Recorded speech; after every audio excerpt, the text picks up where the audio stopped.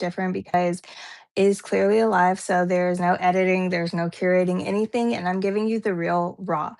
I said that for 2025, I wanted to really get out all of my video ideas that I had in store already, which my desk looks a little crazy, but these are literally all of the ideas that I've already had. And so I'm working overtime to get them out by the end of the year and just kind of put out as many videos as I possibly can, just dropping a load of information that can be utilized, whether you are a woman on a personal journey elevating, whether you are a creative just trying to monetize their creativity, whether you are an entrepreneur building a business, whether you're a mother balancing motherhood, all of those things. Everything I am, I'm just putting it all on here. So, in today's video, I'm actually going to be talking about how I procured my first contract and what that process was like, what I learned from it, how it truly affected my career, and, how I've moved on from it. So, without further ado, let's go ahead and get to it. Like I said, this video is raw, unedited, so you'll hear all of my children in the background. I only have two, but you'll hear my children in the background a little bit. They may run in here, so just please forgive me. But I am going to make this as quickly as possible. Hopefully, we can keep it under 20 minutes and I can give you some valuable information that you can take for yourself and apply it to whatever you have going on. So, back in 2023, I ended up doing this bad boy. Absolutely love her. This was my St. James mural. Yes, I did paint this completely by myself. I designed it, I painted it, I installed it. This is acrylic on polytab. As you can see, I have some UV light, UV paint, so it glows in the dark. At night, it is installed on concrete underneath the um underneath a bridge so water kind of seeps through, and they recently just put like a glass paneling over it so that way it wouldn't get ruined, which that was a beautiful addition that I'm glad they did that to preserve it. But this material is called polytab. It is made basically like a fiber type of wallpaper, but it's specifically made for like murals and large paintings of sorts, and you can get it customized.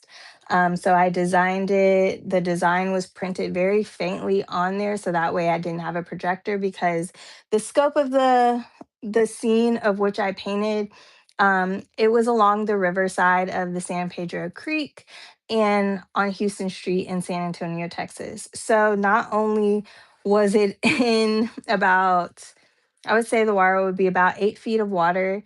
It was on the side of it, so it was very humid, very, very moisture form. Very a lot of moisture that gets trapped under there, as well as the concrete was very porous.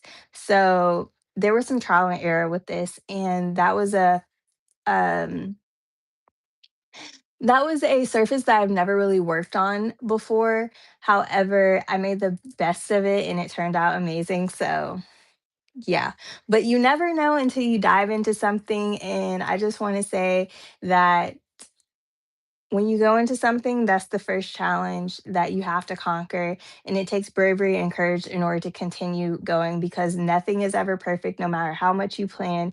You have to continue going, pivoting, and just moving forward regardless. So, a little bit of backstory of how I got this project. When I moved to San Antonio, I did not have um, any resources, any outlets. I was just really hitting the ground running, hitting the pavement, and getting myself out there. Late at night, I was on Facebook and I saw an artist call, and it happened to be I challenged myself for 30 days creating this oracle deck. So I was in the midst of creating this oracle deck, which if you guys remember this, some of you might, some of you not if you're new to my channel. I created my own oracle deck, illustrated it, authored it, all of the things. Oh, it's upside down. But it really just was like a thought that I ended up having, and then I just kind of made it come to life. And I was like, huh, I want to create my own Oracle deck because at the time, like readings and stuff was just very popular within the spiritual community and stuff. And so I was like, well, I'm not really into tarot. This was actually like the ideation of how it turned, and then it became this. Um, I wasn't really into tarot or anything, and I just thought it would be really cool to make my own deck. And I actually sold out of all of them, and I don't utilize it anymore, but I do like to look at it, and I do like to look at my body of work because I worked really hard on it. But I had challenged myself to 30 days of doing that. And in the midst of that, I was like, okay, I'm going to need to figure out some way how to make some money. And I first want to say that, yes, I was very much so in survival mode in a new city, not any resources, not really a steady income. And I was about, oh no, I was pregnant at the time I was doing that. I was pregnant. And when I finished it and I actually got this contract, I had just given birth because Blue was born in the end of June, and I got this contract in August. And he was a home birth, by the way. I had him naturally on the bed. So he was a home birth. I got this in August. So yeah, I was 2 months postpartum. So I was like, let's go, babe. Gotta get to it. Um, and I was just coming off another installation in the what? In the airport of San Antonio. I had just finished this. So when I tell you I was really like putting myself out there, getting back to back, like I was ready. And my husband had just gotten in a car accident, and it was just so much. It was so much going on. But yeah, let's talk about the contract. So I'm scrolling on Facebook like 3 a.m. I couldn't sleep.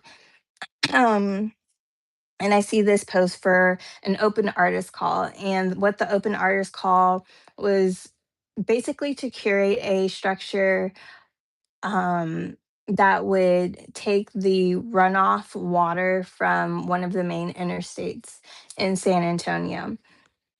And I saw all the information. I went to all the meetings, and I was like, hey, I might as well. There were, I think at that time, it was the pitch was 40K, 60K, and maybe like 65K. Those were the contract numbers. And I was like, if I can get this, then I'll be good. Rule number one, when you're going for a public art like contract, or you're going basically, when I say contract, it's truly a contract, and it's a contract with the city, with the government. It's not some like, wheel and deal type of situation. This is full on paperwork. So when you go and apply for these things, number one, your portfolio needs to be intact, and you need to have prior history of basically whatever the scope is of the project that you're going to. Now, they say you don't have to have prior experience, but through my experience, that is a lie. They do want you to have prior experience due to the scope of the project, how much money is going into the project, and it's better to go in under an initiative or a group versus a solo artist. That was the first mistake I made. And I did not know that, of course, until you know, actually getting a contract. But um, I was ambitious. I said, okay, I don't have any prior work that shows that I can build this sculpture, but I can see it in my mind. I know what it would take to build it. So, yeah, let's just go for it. Needless to say, no, I did not get that contract because I was solo. I was just new to the area, and I did not have my portfolio set in place at that time in order to be able to take on contracts. And I'll probably make another video about that. If you are going for any type of public arts or just in general to make sure that your portfolio is up to standard or up to a certain code, just because it makes it easier to go through your portfolio to really gain what type of work you do and see your expertise, and basically put you at the forefront with whatever your proposals are going to be. That is a key factor in whatever type of contract you get. I don't care how talented you are, I don't care how resourceful you are. that portfolio is speaks volumes. And I finally knew how to get my portfolio together. And your portfolio isn't just a couple of pictures. You need to have resources. The more, the better. But you need to have basically um, 5 to 8 works that really speak about, the work that you do and the work that encompasses everything that you have. Yes? No. Go back in your room. So, yeah, that was my first lesson there. But anyways, so I went to go to the meetings because they host different meetings to tell what the scope of the project is going to be, and they basically tell you like everything from the budget to the placement to who all is involved with the project, if there's any organizations, really the meaning of why the project is even being curated in the first place. And for this particular one, it was the water runoff off of the interstate. So that way they could actually have a functional piece that people could see, but it also helped basically not flood the interstate. So that was that project, and like I said, I felt like I could take it on, and I still feel like I could have took it on, but because I did not have the proper things set in place, I did not get it. I ended up going to There was a total of 3 meetings. I ended up going to all 3 meetings, and there was one meeting in particular that kind of changed the trajectory for me. And had I not gone to those meetings, then I probably wouldn't have gotten my contract. And everything happens for a reason. So let's say I get to the third meeting. It was hosted at the Black owned art gallery in San Antonio in the Eye of the Beholder, owned by Miss Maria Williams. Shout out to her because she really changed my perspective and pivoted my art career for the better. And I truly appreciate it. I truly appreciate her. If you're ever in San Antonio, go ahead and check her out. They're doing great things down there, and the initiative is amazing. So I hats off to her. Hats off to her. Um, so one of the meetings was held there, and at the end of the meeting, I was able to speak to her because she owned the gallery. I was able to speak to her. My husband had already spoken to her prior to, while I was kind of listening in the meeting for the you know, the overview and the description of the previous project. And so he had spoke to her, showed her some of my work, and at the end of the meeting, I got to speak to her. She knew who I was, I knew who she was, and we just kind of hit it off from there. And she offered me a residency within the gallery, and the gallery was just really fresh, really new. So I was kind of in the first wave of artists in there. And I think that they have done a great job of making the initiative really stand out and, really upholding for Black artists to show their artwork. Um, but like I said, I was in the first wave. So this was all very new to me. And it was my first real gallery residency. I've had a minor one in UGA.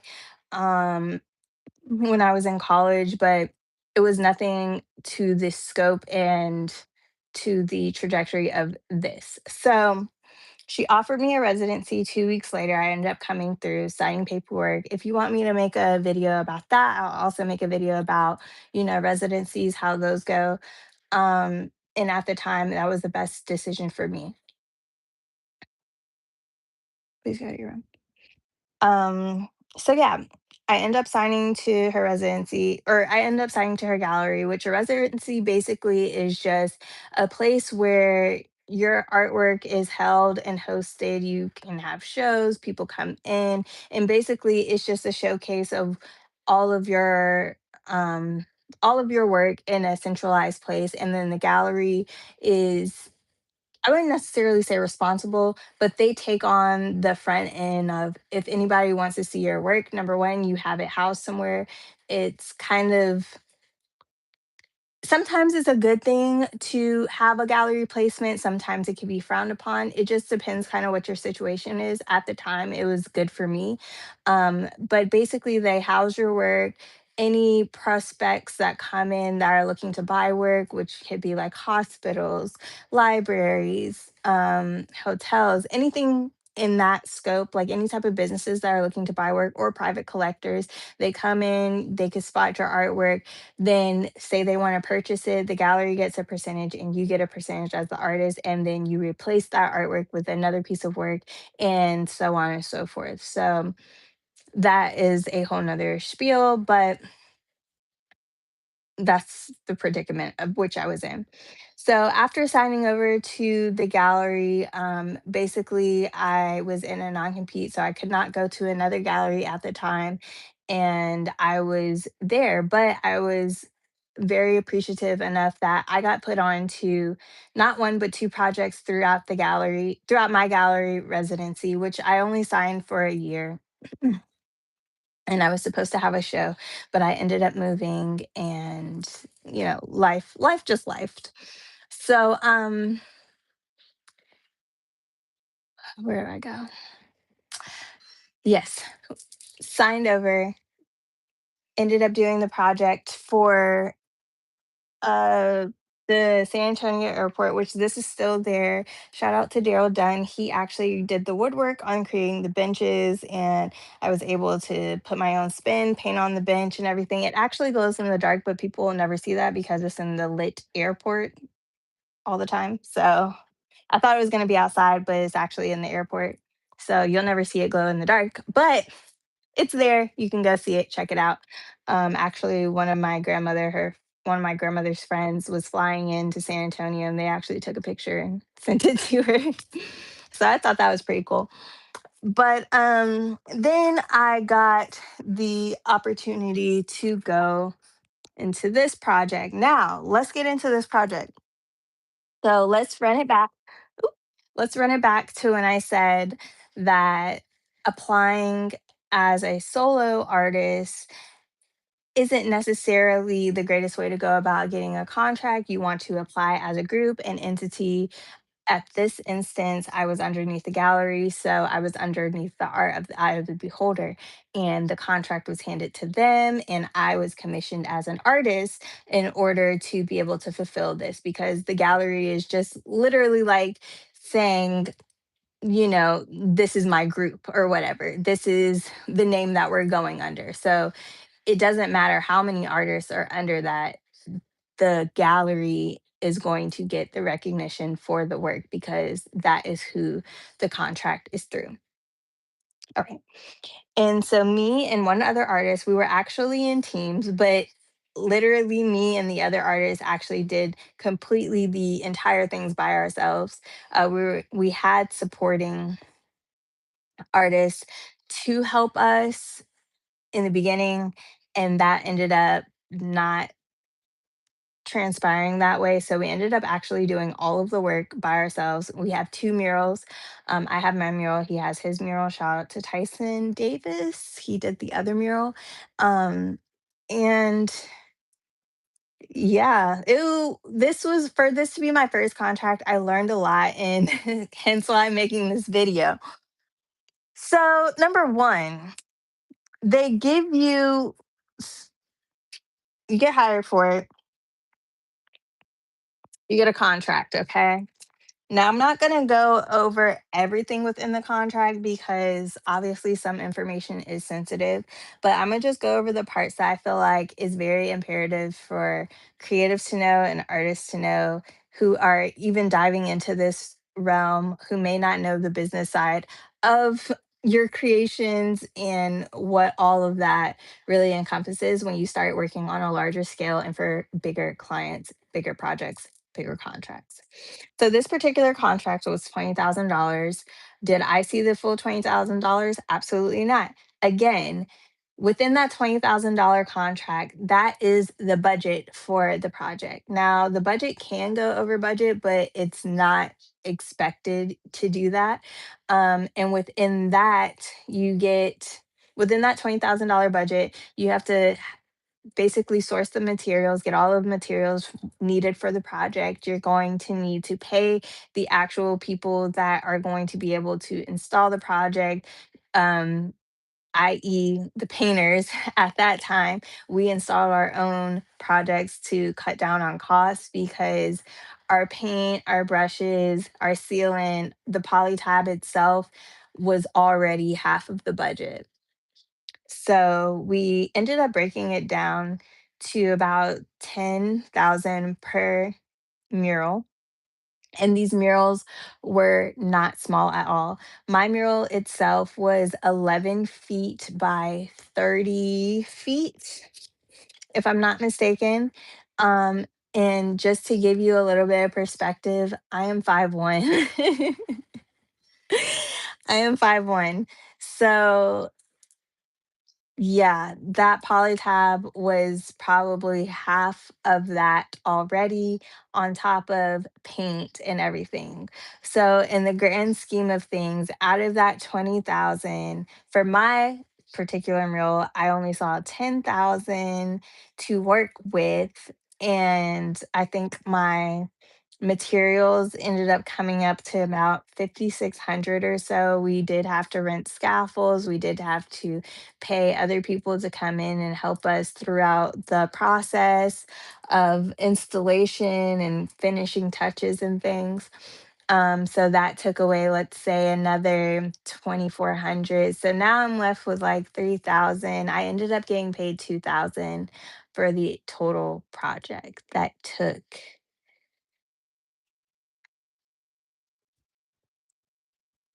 a tenured of time.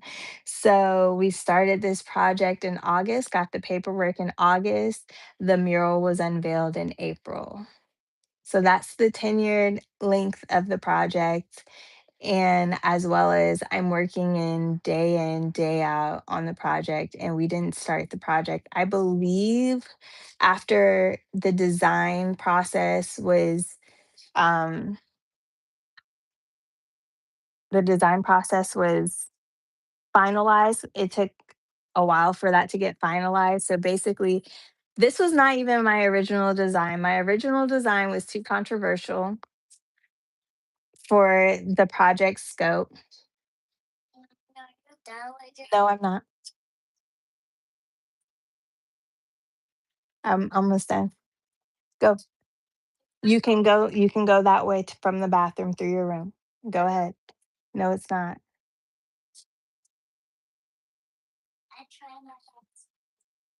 Okay. So yeah, that took something. So my original design uh was not this. It was a little bit too controversial, and because it was commemorizing the first AME church in San Antonio, being the first generation of freed slaves to actually found the church, um, I was like, "All Black power," and they were like, "No." That's the simplest way I can put it. They were like, "Absolutely not." Yes.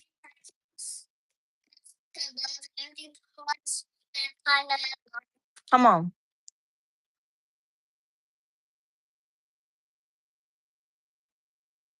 What are you talking about?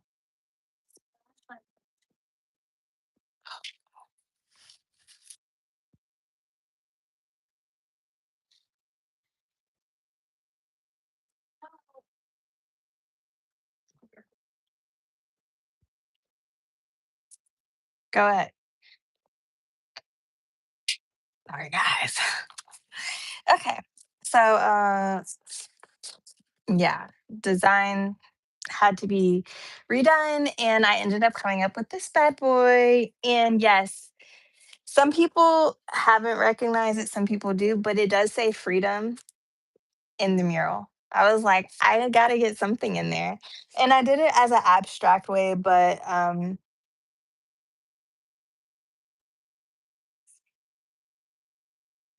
see. So it says AME. I put this guy, he has heart, fighting, and you got my onlookers, my community. And actually, the structure in the back is actually the structure of the actual church. So it's very abstract, but everything meant something. The colors, all of that. All of that was very intentional going into this because I was just like, since they're not going to let me do what I want to do, I'm going to do what I want to do. And that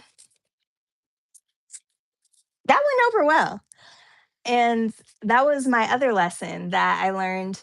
When other people are paying you to do stuff, they want it done their way, even if they don't know what they want done.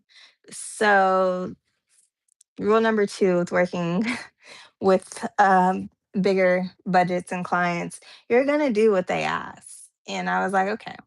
And I couldn't really fight back on that because at this point in time, we were already into the paperwork. So there was just really no choice in me fighting it. So after that design was approved, then we basically get the scope of signing our paperwork. I want to bring you to one particular part, particularly as an artist, as the artist in this. Um, I got to the intellectual property rights, and I'm going to sit here and I'm going to read it and then I'm going to explain what it actually is. So, artist hereby agrees that at the completion of the work, it shall become the sole and exclusive property of the client. Artist shall retain authorship credit in the work, but client must display artist signature in any manner that it may be displayed on the work and at the completion, and credit the artist with authorship of the work in full in all future communications. Due to this authorship credit, the client agrees not to alter the work.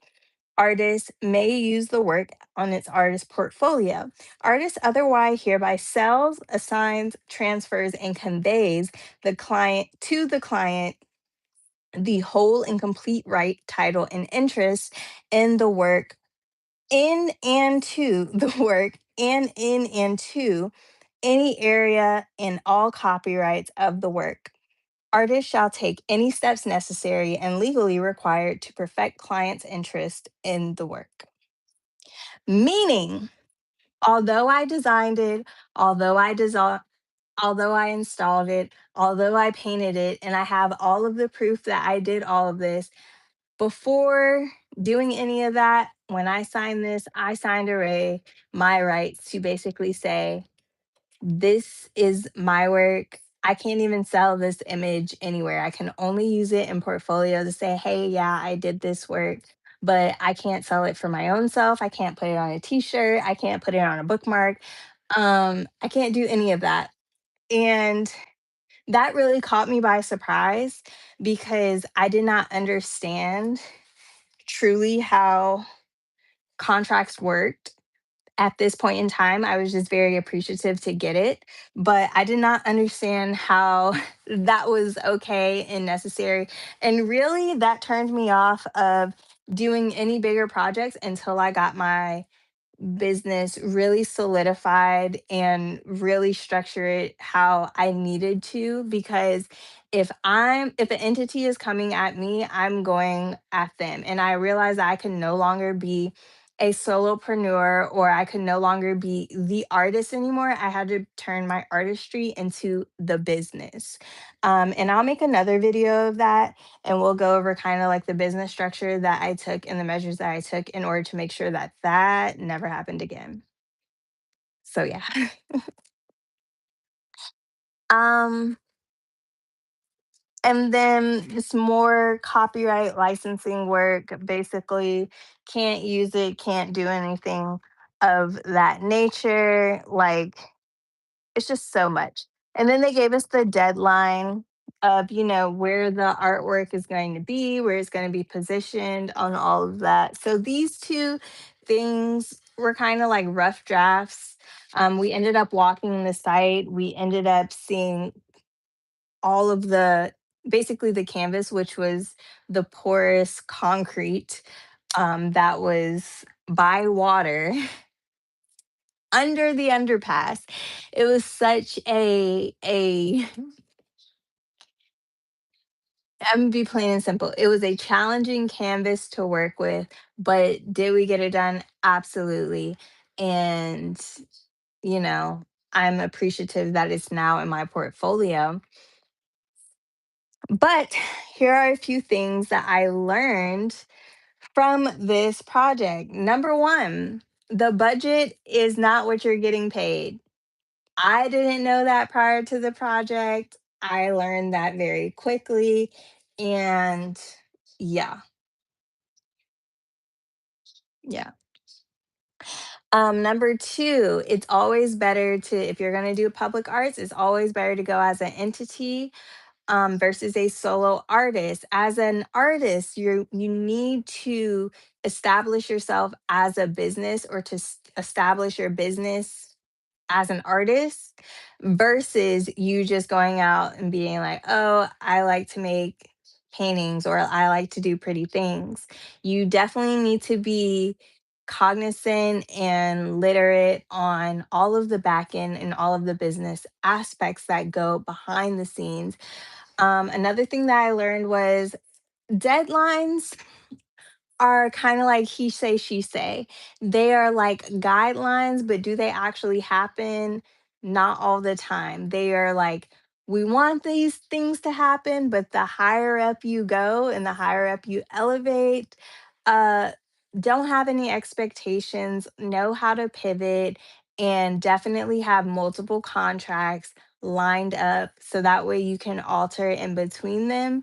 Because if you are just, this is a mistake I made. I put all my eggs into one basket and I was broke at the end of the day and ended up getting evicted out of my place. So, because I spend so much time pouring into one thing, trying to hurry up and reach these deadlines. And the truth of the matter is, when you're trading your time for money, it's never ever going to be enough. And you need to know how to leverage. Another thing, as an artist, as a creative, you always have the value, you always have the power, you always are the asset.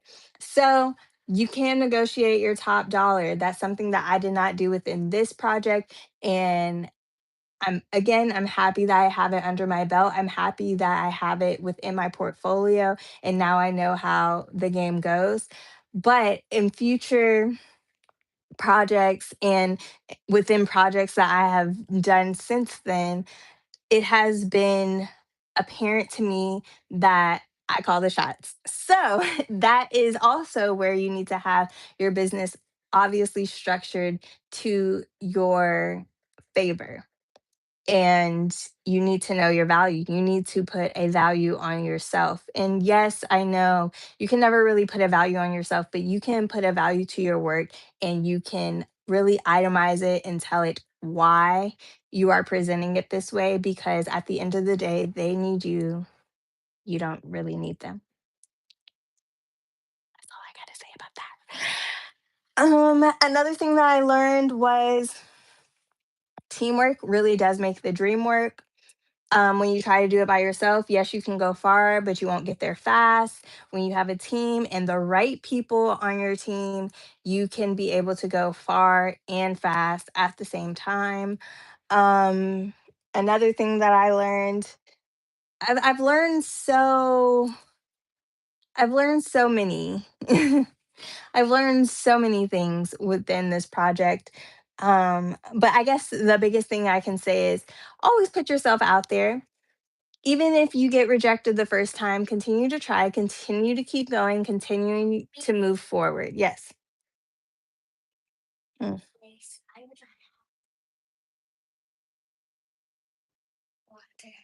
Okay, go get it out the fridge. Um, go get out the refrigerator. But continue to move forward. Don't let one no keep you from your next yes. And even when you are going after something, still have something in the back end that you could be working on that be can be perfecting your skill. Like I said, I was working on this as my own personal project before I even got to this. And because I was working on this and because it was on the horizon and I had already started promoting it, it was an even better like levy to get me to this, because it showed that I had my own initiative and that I was working for myself already. So I can definitely say have always multiple things going, but focusing it in the same direction and the same intention that you want to go.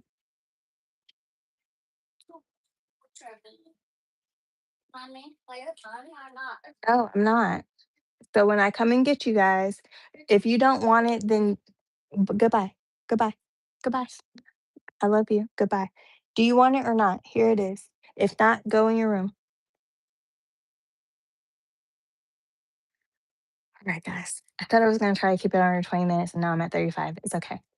Um, so yeah.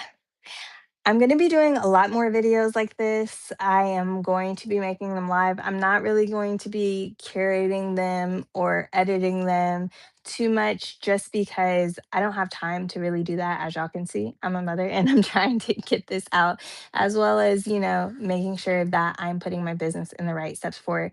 But if you guys have any questions, please be sure to leave them in the caption. I am offering mentorship for any upcoming artists who are looking to start, grow, or scale their creative business. I will be opening up my mentorship in January, I believe. Um, but yeah, you can drop me with any of your questions, message me. You can find me on Instagram, TikTok, Facebook.